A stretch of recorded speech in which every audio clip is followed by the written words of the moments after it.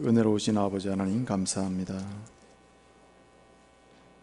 한 주간도 주님의 품에 저희들을 지켜 보호하셨다가 거룩한 주일에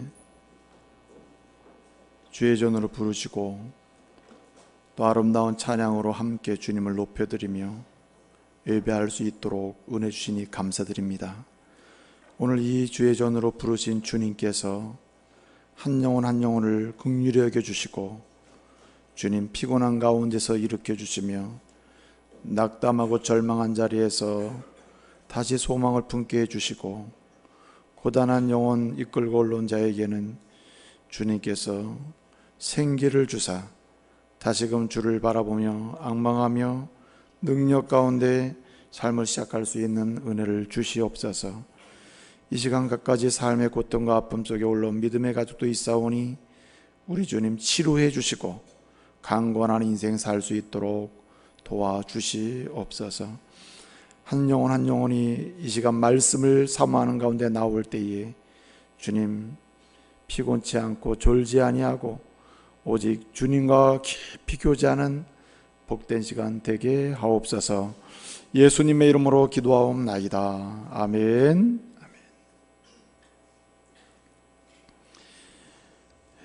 오늘 거룩한 주일에 올라오신 믿음의 가족 여러분을 축복하고요. 또 한마음으로 예배를 드리는 가운데 주님의 놀라운 인도하심과 또 함께 하심을 통한 치유와 회복의 역사가 있기를 말씀으로 축복합니다.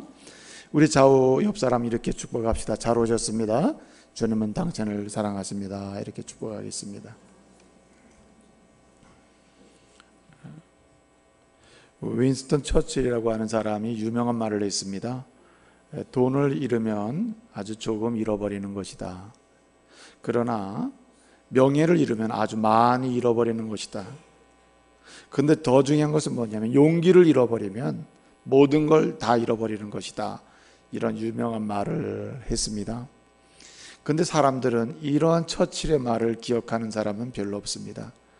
이 말을 혹자는 이렇게 변형을 시켜서 사용하고 있는 것이죠. 돈을 잃어버리면 조금 잃어버린 것이고 명예를 잃어버리면 많이 잃어버린 것이고 그러나 건강을 잃어버리면 다 잃어버린 것이다. 이렇게 용기 대신에 건강으로 말을 바꿔서 오늘 이 시대의 많은 사람들은 그의 말을 사용하고 있는 것입니다. 여러분 이러한 이유는 어디 있습니까? 사람들이 그만큼 자신의 건강에 제일된 관심을 갖고 있다는 사실을 우리가 볼 수가 있는 것입니다. 그래서 사람들 치고 누구든지 간에 한평생 살면서 병들고 지치고 고생하며 살고자 하는 사람 별로 없을 거예요.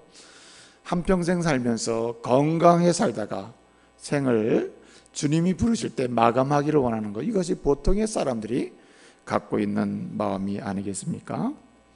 그런데 사실은 사람들이 갖는 마음 같지만 사실 우리를 죄와 사망에서 구원하신 예수님은 우리 개개인을 향해서도 주님은 영적으로도 건강하고 육적으로도 건강하고 영적 간에 강건한 인생 사는 것, 이것이 사실은 주님의 소원이기도 한 것입니다. 사람들은 건강에 관심을 갖지만 주님은 건강에 관심을 가지면 동시에 영적으로도 육적으로 정신적으로 심리적으로도 전인격적으로 아주 건강하게 강건한 인생을 살기를 원하시는 분이 주님인 것입니다.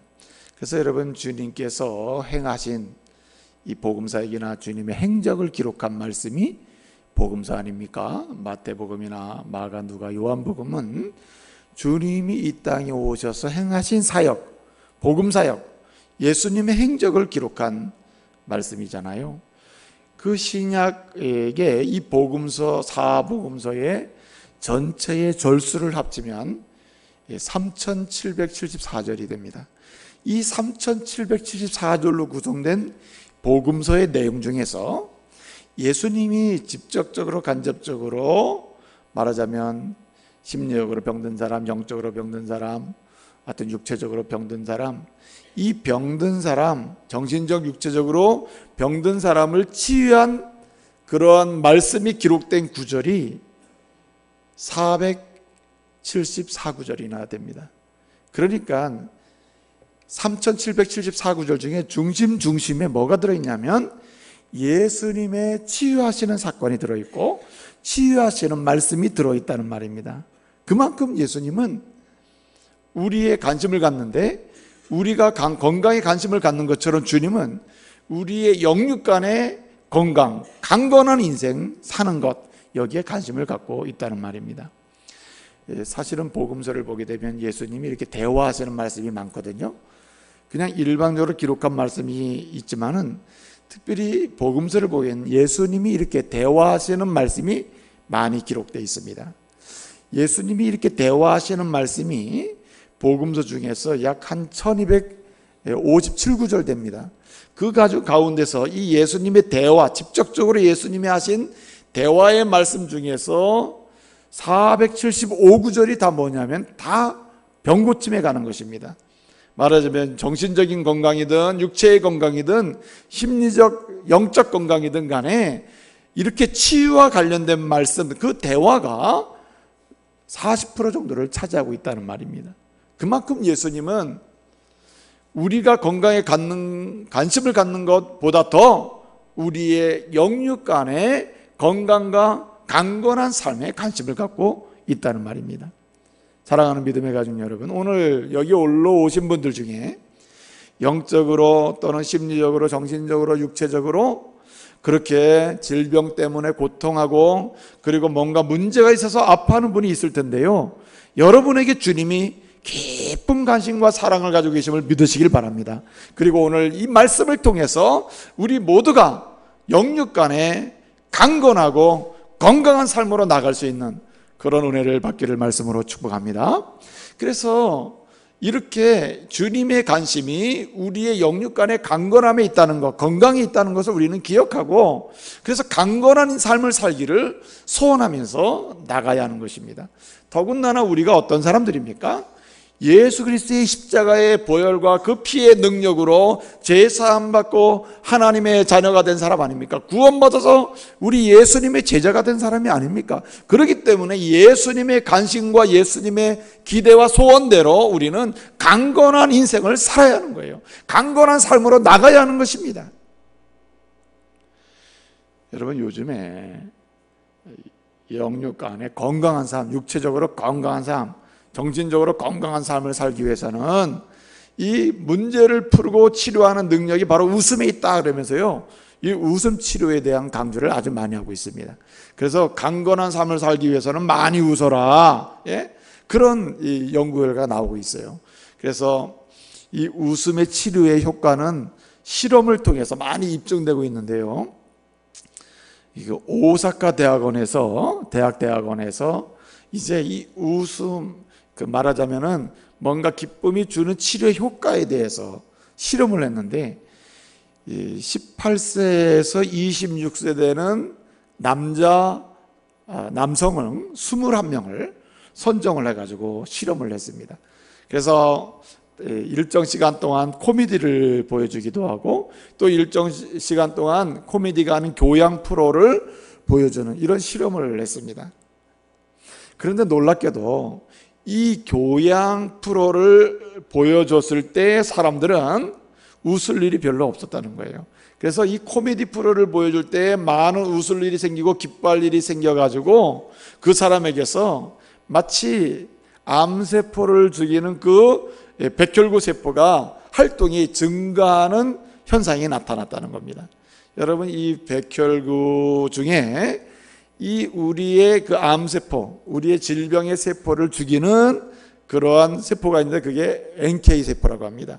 내추럴 킬러라고 하는데, 이 NK 세포가 활동을 왕성하게 할 때가 언제나 이 실험 결과에 의하면 코미디를 볼 때, 말하자면 뭐랄까요, 개그 프로그램을 볼 때 사람들이 그 백혈구의 중에서 NK 세포가 아주 왕성하게 활동을 하더라는 거예요.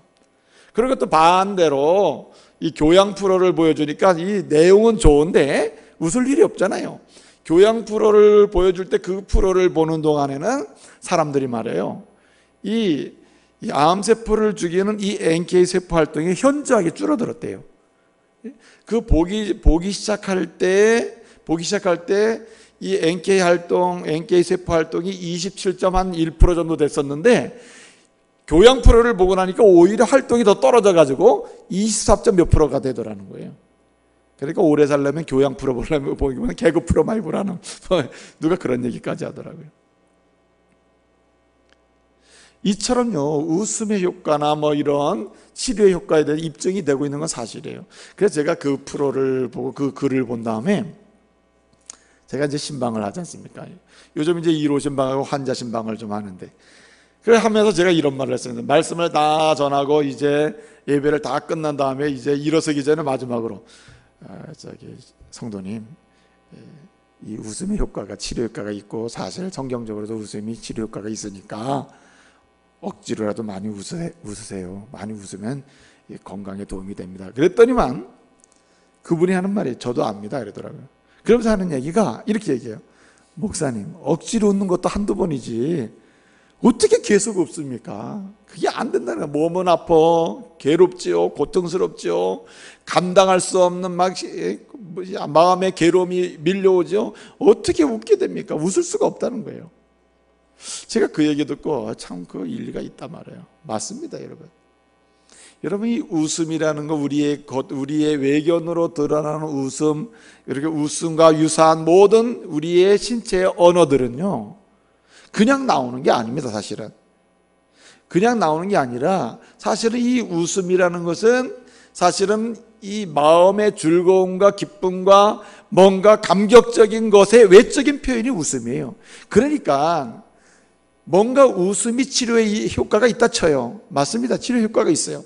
그러나 계속 웃을 수는 없어요. 정말 즐겁고 계속 웃음이 있는 즐거운 인생을 살 수 있기 위해서는 뭐가 중요하다는 말입니까?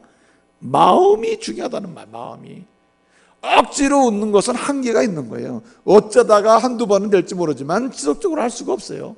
그러면 지속적으로 웃고 또 웃음이 있는 그런 내외적인 우리의 신체 활동이 일어나려면은 무엇이 중요해요? 마음이 중요하다는 마음이 즐겁고 기쁘고 뭔가 평안하고 뭔가 행복할 때, 마음이 평안하여 든든히 서갈 때 어떻게 됩니까? 웃음이 나오고 웃음이 넘치는 그런 아주 기쁘고 즐거운 행복한 삶이 나온다 이거죠. 그래서 건강한 삶이 될 수 있다는 말입니다. 그래서 잠언 15장 13절을 보게 되면은 마음의 즐거움은, 한번 따라해 보실래요? 얼굴을 빛나게 하여도. 이 마음의 즐거움은 얼굴을 빛나게, 무슨 얘기입니까? 웃는 얼굴을 만드는 거예요. 예?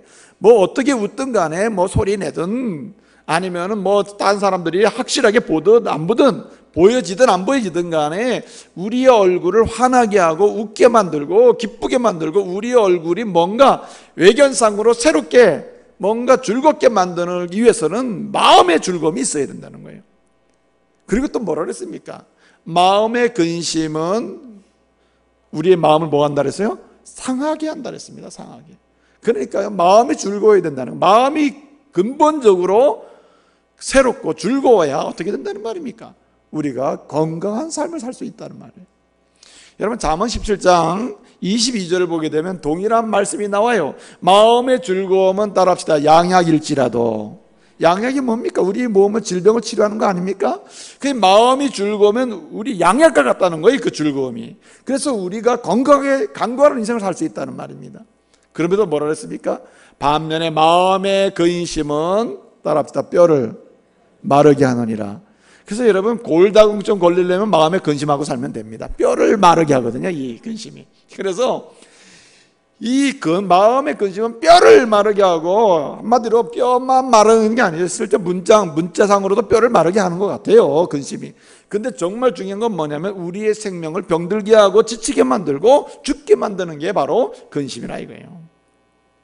그렇기 때문에 우리가 건강에 관심을 가져야 되고, 또 예수님께서 우리를 죄와 사망에서 구원해 주신 이후에 우리로 하여금 정말 강건한 인생을 살기를, 영육간의 강건한 인생을 살기를 주님이 소원하시고, 소원하신 대로 우리는 그러한 강건한 삶을 살아야 되는데, 그렇기 때문에 우리는 뭐를 즐겁게 해야 돼요? 마음이 즐겁게 해야 됩니다. 마음을 기쁘게 해야 돼요. 마음이 대단히 중요하다는 말입니다. 그렇기 때문에 이 마음이 즐겁고 마음이 기쁨으로 강건한 인생을 살기 위해서는 어떻게 해야 되느냐가 대단히 중요한 것입니다. 마음이 즐겁고 기뻐야 강건한 인생이 되기 때문에 강건한 삶을 위하여 마음을 즐겁게 하고 기쁘게 해야 되고, 마음을 즐겁게 하고 기쁘게 하면서 강건한 인생을 살기 위해서는 우리가 어떻게 해야 되는지 우리는 말씀을 통해서 순종하고 배워야 하는 것입니다. 여러분, 오늘 우리가 시편 100편의 말씀을 읽었습니다. 시편 100편의 말씀을 보게 되면 하나님의 은혜로 구원받은 사람들이 삶을 살아갈 때에 그들이 드러내는 내외적인 인간의 상태를 보여주는 단어가 6단어가 나와요. 하나님의 은혜로 구원받고 그 구원의 감격을 살아가는 사람들이 내적으로 외적으로 보여주는 그 상태를 보여주는 단어가 6가지가 나온다니까요. 그 6가지 단어가 나오는데 그 단어가 뭡니까? 첫째는 감사하고, 둘째는 기뻐하고, 셋째는 노래하고, 넷째는 뭐합니까? 넷째는 즐거워하고, 다섯째는 찬송하고, 여섯째는 송축하는 것입니다. 이 6가지 단어가 다 뭘 가리키냐면 구원받은 사람들이 마음이 즐겁고 기뻐하는 그런 상태의 삶을 표현해주는 단어들입니다. 그래서 사실 시편 100편은 예수를 믿고 구원받은 사람들이 예배하는 인생이요, 하나님을 찬양하고 경배하는 인생을 살아야 된다는 사실을 보여주면서 예배 가운데 들어가라고 호소하는 찬양의 시, 감사의 시가 100편입니다. 그래서 이 100편의 시를 묵상하다 보면은 우리가 마음이 즐겁고 기쁜 상태가 어떠한 상태인지, 이것이 주님이 기대하는 상태임을 더 알게 되는 것이죠. 그러므로 오늘 우리는 이 100편의 말씀을 통해서 참으로 감사하는 마음, 그리고 기뻐하는 마음, 노래하는 마음, 그리고 즐거워하는 마음, 송축하는 마음, 그리고 찬송하는 마음이 되어서 강건한 인생을 살기 위해서는 어떻게 해야 되는지 이 말씀을 통해서 교훈받고 순종하는 시간 되시기를 말씀으로 축복합니다. 여러분, 어떻게 이렇게 6가지 동사가 내 마음이 되고 내 마음의 상태가 됨으로 강건한 인생을 살 수가 있습니까? 오늘 말씀에 보게 되면 3가지가 우리의 중요한 묵상의 주제가 되는데 2절을 보게 되면 뭐라고 말씀합니까? 여기 말씀에 보게 되면 기쁨으로 섬기고 라고 했습니다. 기쁨으로 섬기고. 이 섬긴다는 말은 히브리어로 이부드라는 말이에요. 이부드, 한번 따라해보세요. 이부드. 이 이부드라는 말인데 무슨 말입니까?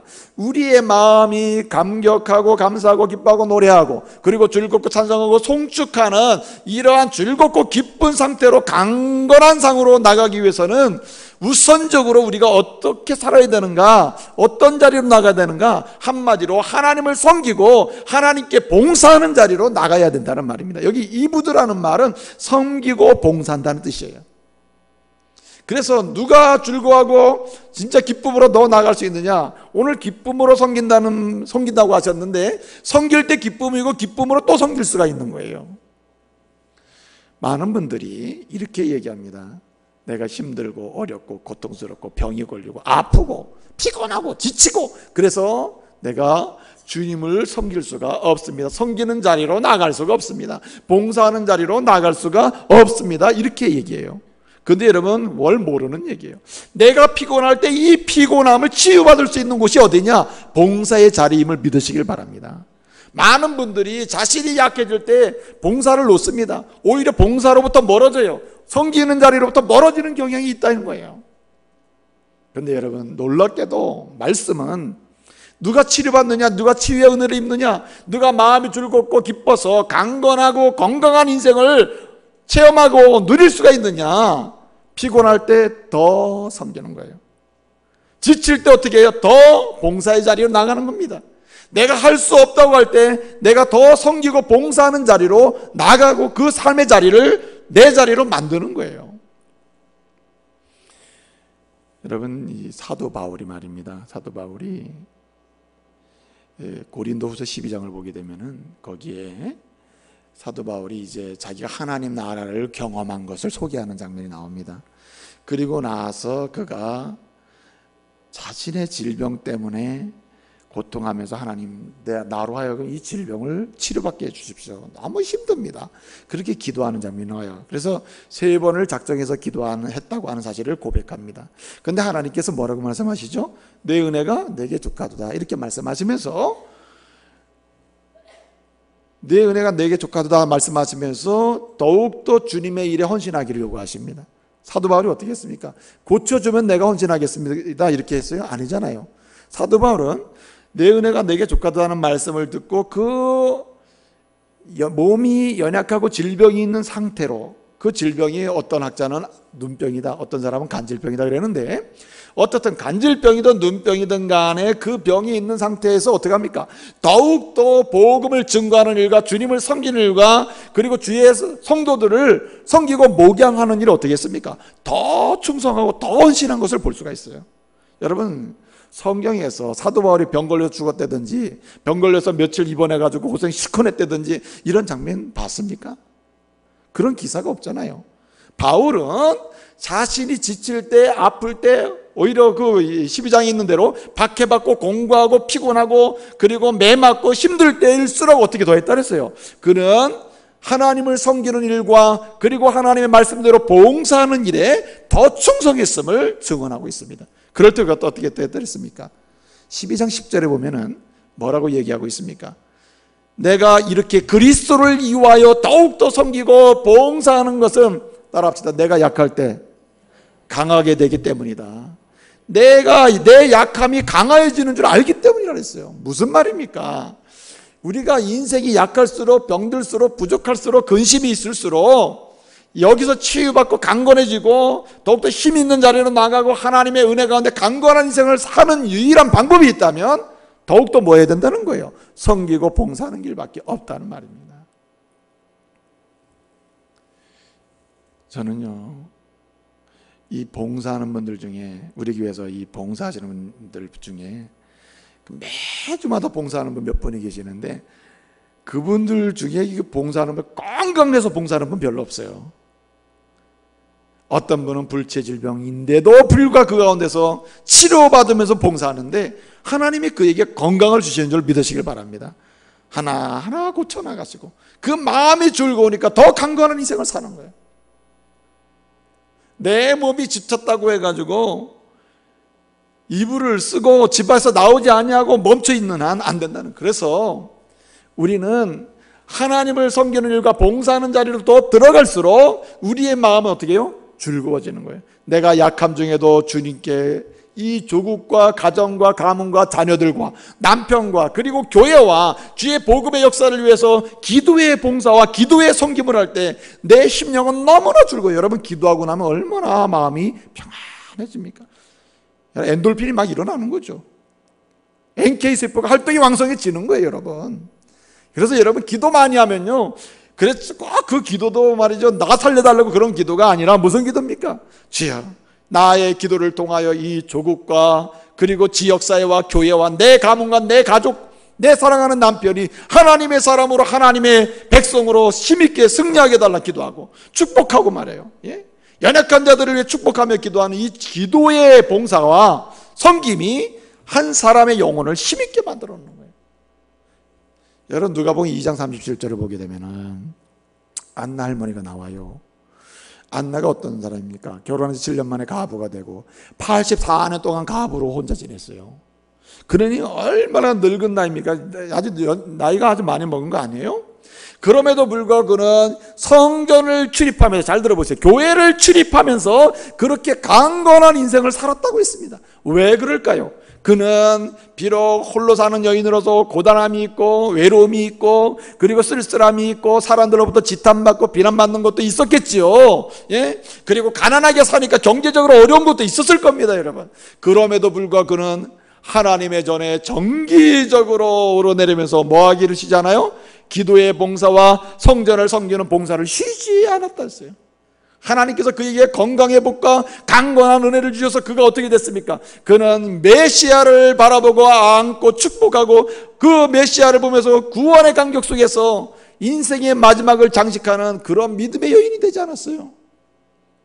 여러분, 영적으로 강건해지는 방법, 육적으로 건강해지는 방법, 심리적, 정신적으로 우리가 날마다 새로워지는 강력한 힘은 어디서 나옵니까, 여러분?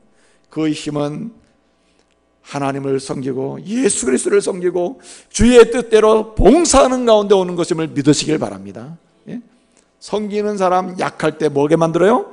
강하게 만들어줘요. 봉사하는 사람, 약한 사람 강하게 만들어주세요. 여러분, 어떤 분은 나는 더 이상 봉사할 게 없다고 그러는데요, 제일 위대한 봉사 중에 하나가 뭐예요? 기도의 봉사예요. 주님을 노래하는 봉사입니다, 여러분. 그러므로 집에서요, 이 조국과 교회와 그리고 가문과 세계의 복음화를 위해서, 연약하고 병든 자를 위해서, 가난한 자들을 위해서 눈물로 기도하고 그리고 찬송하면서 주님께 나갈 때 그 찬양과 기도하는 봉사 속에서 주님은 우리를 치료하실 줄로 믿으시길 바랍니다. 이런 사람 막 웬돌필이 막 일어나서 막 즐거워지는 거죠. 그 다음에 두 번째로 오늘 여기 말씀을 보게 되면 3절에 뭐라고 말씀하고 있습니까? 3절에 너희는 알지어다 있습니다. 너희는 알지어다. 예? 너희는 알지어다고 했어요. 그 무엇을 알라는 말이냐? 하나님과 너와의 관계를 알라는 말이에요. 히브리어로 떼우라는 말이 있어요. 떼우. 여기 알라 하는 말이, 알아야 합니다 하는 말이 떼우거든요. 이 떼우는 무슨 말이냐면 단순히 그냥 지식으로 알라는 말이 아니라 확장하고 관계를 유지하는 쪽으로 가는 거예요. 그러니까 무슨 말이냐, 우리가 그 마음이 즐거워지고 기뻐져서 그래서 강건한 삶을 살기 위해서는 어떻게 되느냐, 하나님과 바른 관계를 깊게 하고 유지하고 하나님과 바른 관계를 더욱더 풍성하게 할수록 여러분 강건한 삶을 살게 된다는 말이에요.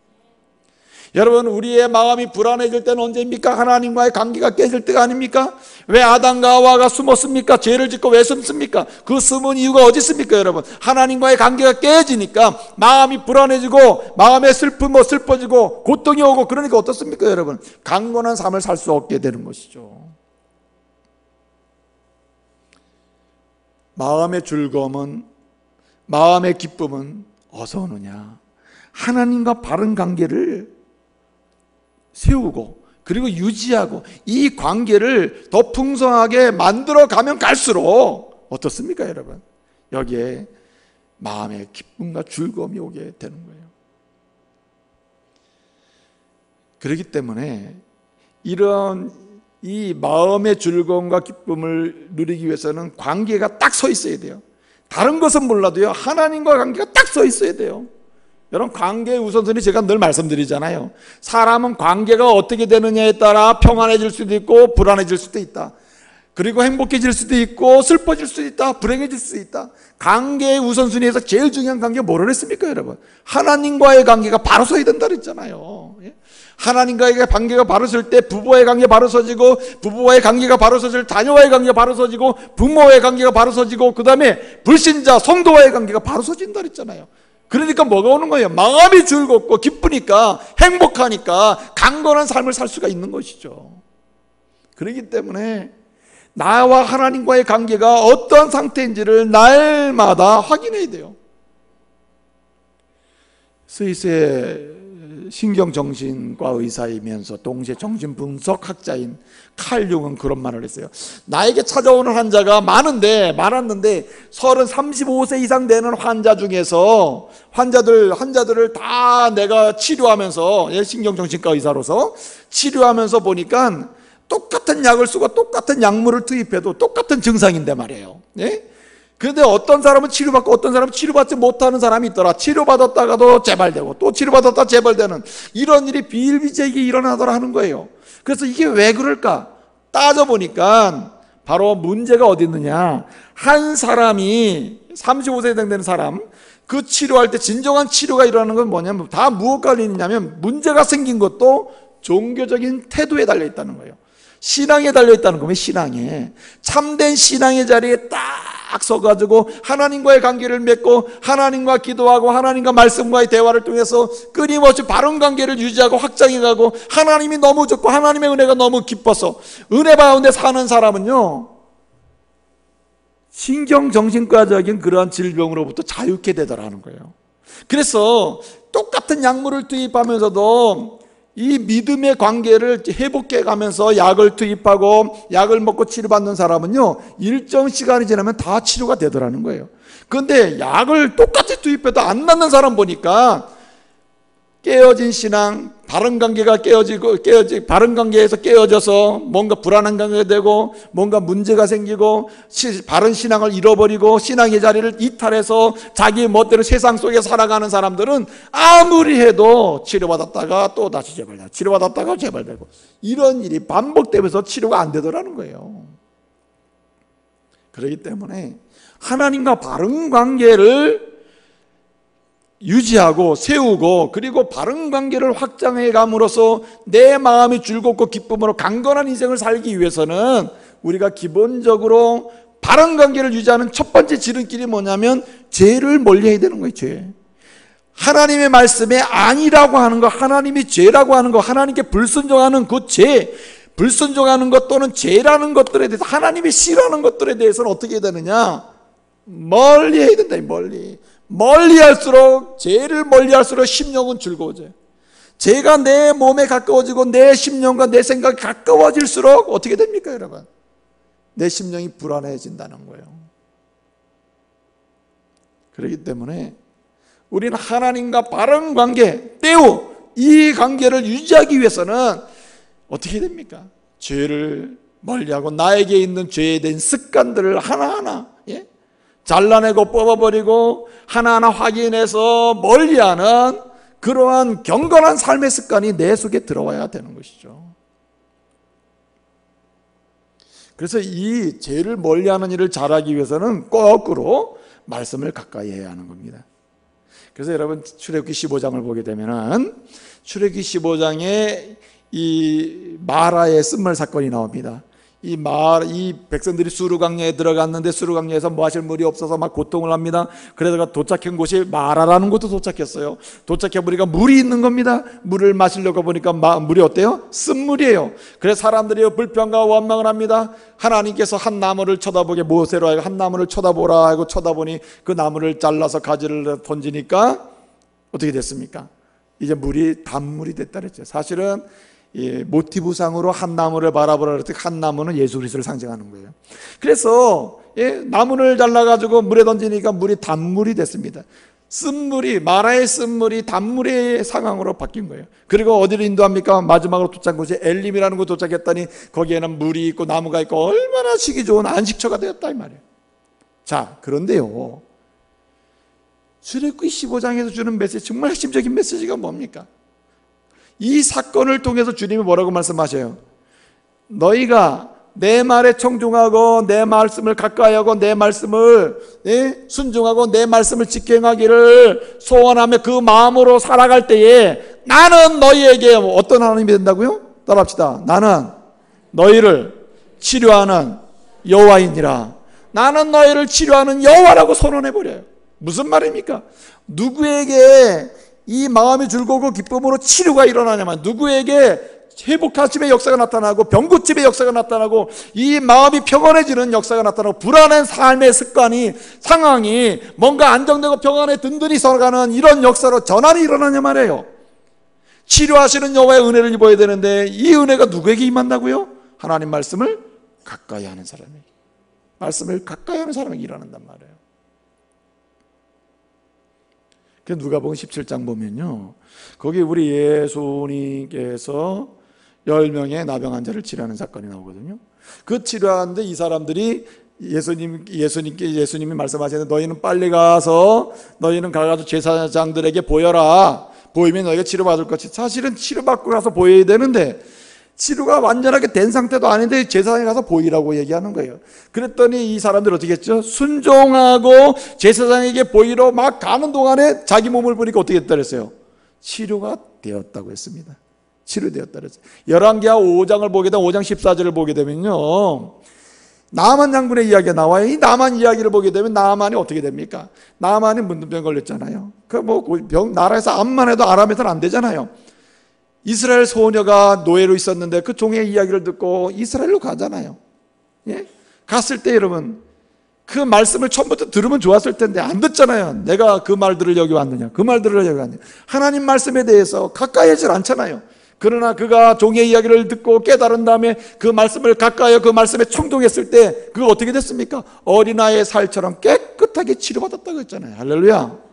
그러므로 하나님과 바른 관계를 유지하기 위해서는요, 죄를 멀리하는 유일한 방법은 말씀을 들려주는 대로, 말씀을 듣는 대로, 말씀을 받는 대로 뭐 해야 돼요? 순종하고 청종해야 하는 거예요.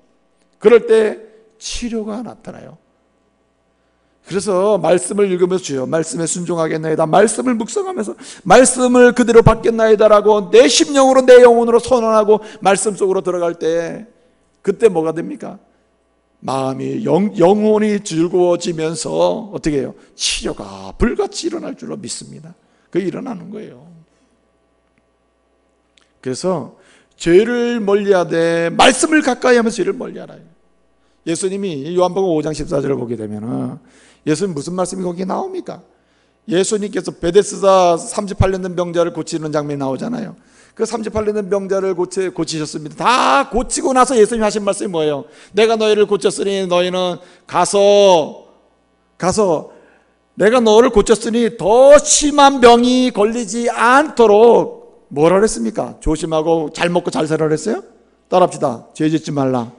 범죄하지 말라고 해서 범죄하지 말라. 무슨 말입니까? 죄를 멀리하면서 내 말을 가까이 하고 순종하며 살면은 내가 지금 치료받았는데 앞으로 여러 가지 연약한 질병으로부터 자유케 되고 힘 있는 인생을 살게 될 것이다. 이렇게 말씀하는 거예요. 그러므로 여러분 혹시 질병에 걸린 분이 있습니까? 연약한 분이 있습니까? 여러분 꼭 죄는, 이 질병이라는 건 죄 때문에 오는 건 아니에요. 죄 때문에 우리 주님께서 책망으로 질병을 주실 수도 있지만 우리가 관리가 잘못돼서 먹고 입고 마시는 것 때문에 질병이 들어올 수가 있습니다. 그런데 여러분 한 가지 분명한 건 뭐냐면 이렇게 저렇게나 어떤 이유를 가지고 내가 질병의 상황이 있다 하더라도, 영적 정신적 질병과 상황이 있다 하더라도 이것을 치유받고 회복되고 강건한 인생으로 가는 유일한 길이 있다면 누구와의 관계? 하나님과의 관계를 회복해야 돼요. 주님과의 관계를 회복해야 돼요. 그리고 주님과의 관계를 믿어야 하는 것입니다. 주님은 구주가 되시고 나는 구원자 되시는 주님으로 인해서 구원받아 하나님의 자녀라고 하는 이 믿음 속에서 그 관계를 더 풍성하게 해나갈 때, 죄를 멀리하고 말씀을 가까이 함으로 이 관계를 확장해 갈 때 우리가 강건한 인생 살게 될 줄로 믿으시길 바랍니다. 마지막으로 하나 더 생각할 수 있는 것은 무엇이냐면, 오늘 여기 4절을 보게 되면 뭐라 했습니까? 그 문으로 들어가라 했습니다. 그 문으로 들어가라. 여기 들어간다는 말, 이 들어가라고 하는 말은 히브리어로 뽀우라고 합니다. 뽀우. 한번 따라해 보세요. 뽀우. 뽀우라고 합니다. 그 문으로 들어가라, 들어간다. 근데 여러분, 그 문으로 들어간다는 말은 성전으로 들어간다는 말이거든요. 오늘 이 말씀이. 그러니까 무슨 말이냐? 우리의 연약한 상태, 불안한 상태, 마음에 근심 있는 상태, 온갖 세상에 참으로 무거운 짐이나 내 육체의 질병 때문에 더 이상 어떻게 할 수 없는 이런 상태의 사람이라도 이런 상태에서 자유케 되어 마음이 즐겁고 기쁘게 될 수 있는 방법이 있는데, 그것은 뭐냐면 예배하라는 거예요. 할렐루야. 예배의 자리로 들어가는 것입니다. 그래서 여러분, 왜 질병에 걸리면 작정해서 예배를 드립니까? 왜 연약한 질병이 걸리면 그 집에 가가지고 우리 작정하고 우리 주님께 예배하며 기도합시다 라고 왜 해요? 예배하는 가운데 주님이 치유하신다는 약속이 있기 때문이에요. 그래서 여러분, 어떤 많은 분들은 몸이 아프고 그러면 예배를 빠져요. 나 힘들어서 못 가고, 뭐 때문에 못 가고, 뭐 때문에 주일 예배 못 가고, 뭐 때문에 구역 예배 안 드리고, 뭐 때문에 가정 예배 안 드려. 그러다 보니까 우리는 어떻게 마음이 더 불안해지는 거예요. 염려가 생기는. 아무리 약을 먹어도, 우리가 일반 은총적 차원에서 약도 먹고 저희 의사의 치료도 잘 받아야 되는데, 이 모든 효과를 근원적으로 내게 하는 것은 무엇이냐면 우리 주님을 향한 예배예요. 믿으시길 바랍니다. 하나님을 경외할 때 내 영혼은 즐거워지고, 나를 구원하시는 주님을 바라보고 확신하며 그를 노래할 때 내 영혼은 편안해져요. 예? 평안하에 든든히 서가게 되는 것입니다. 그래서 느헤미야가요, 이제 느헤미야, 에스라와 느헤미야를 통해서 어떻게 됩니까? 이제 다 성도 쌓아지고 예루살렘 포로에서 돌아와가지고 예루살렘 그 무너진 성전도 짓고 예루살렘 무너진 성벽도 다 쌌잖아요. 그리고 나서 여러분 느헤미야가 어떻게 합니까? 백성들로 하여금 신앙의 개혁을 하게 하잖아요. 예? 그 마음에 더러운 것, 추한 것, 우리가 외견상으로 성전 짓고 성벽만 쌓으면 뭐하냐? 진정으로 강건한 인생을 살기 위해서는, 정말 행복한 인생을 살기 위해서는 어떻게 되느냐? 근원적으로 하나님을 예배하는 인생이 돼야 한다고 말해요. 그러면서 어떻게 합니까? 느헤미야 8장에 보게 되면 다 하나님께로 나와가지고 하나님을 예배하고 하나님을 경배하고 찬양하게 하잖아요. 그러면서 느헤미야 8장 10절에 뭐라고 얘기합니까? 여호와를 기뻐하는 것이, 따라합시다, 너희의 힘이니라. 예? 여호와를 기뻐하는 것이 너희의 힘이라고 그랬어요.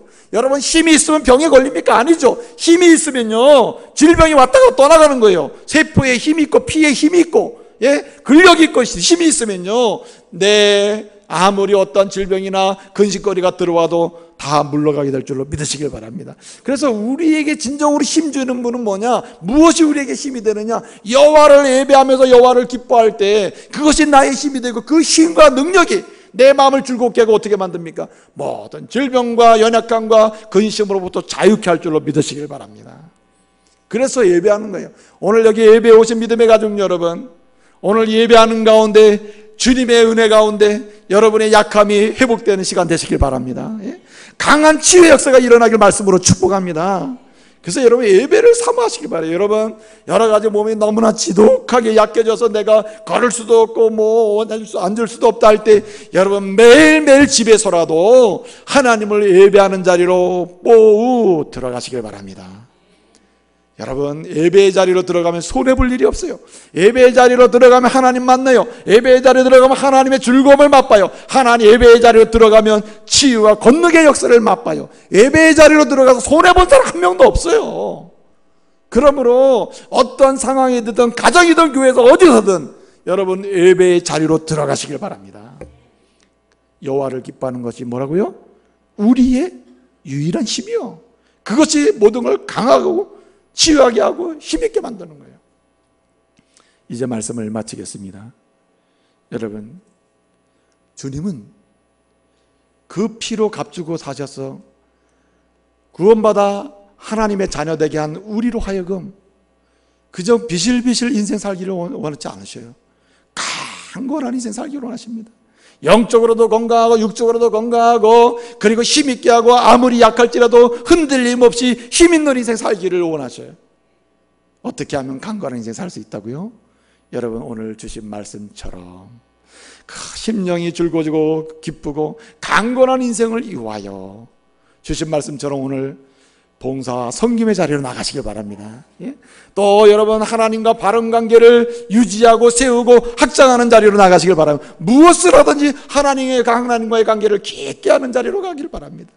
특별히 여러분 예배의 자리로 들어가는 일에는 멈추지 마시길 바랍니다.